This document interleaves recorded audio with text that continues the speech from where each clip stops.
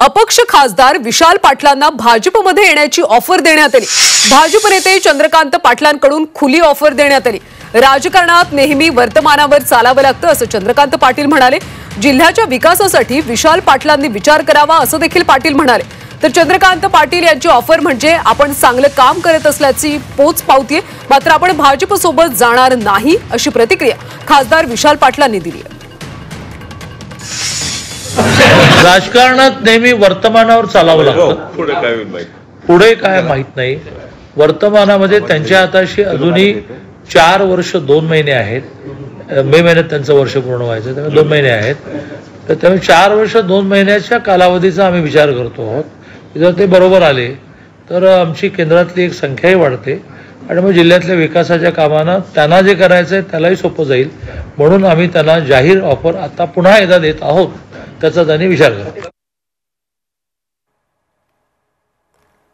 तर चंद्रकांत पाटील यांनी विशाल पाटलांना भाजपमध्ये येण्याची खुली ऑफर दिली। राजकारणात नेहमी वर्तमानावर चालावं लागतं, जिल्ह्याच्या विकासासाठी विशाल पाटलांनी या ऑफरचा विचार करावा असं चंद्रकांत पाटील म्हणाले। मात्र चंद्रकांत पाटलांची ऑफर म्हणजे आपण चांगलं काम करत असल्याची पोच पावते, मात्र आपण भाजप सोबत जाणार नाही असं विशाल पाटलांनी स्पष्टपणे सांगितलं।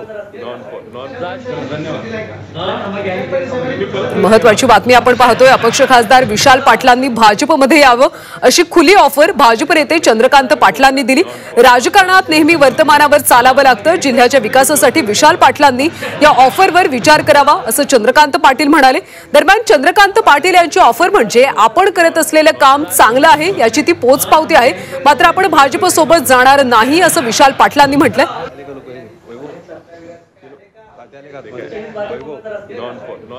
आणि कदाचित माझ्या कामाची पद्धत आवडल्यामुळे चंद्रकांत दादांनी तशी ऑफर दिली असेल। एक राजकीय विचार आमचे वेगळे जरी असले तरी जिल्ह्याचे ज्येष्ठ ते आज पालकमंत्री आहेत, राज्याचे ज्येष्ठ नेते आहेत, ते जर आपल्याला अशी ऑफर देत असतील तर कदाचित आम्ही आमचे काम चांगले करतोय असं एक पोचपावती होईल। मात्र असा कुठलाही विचार मी केलेला नाही आणि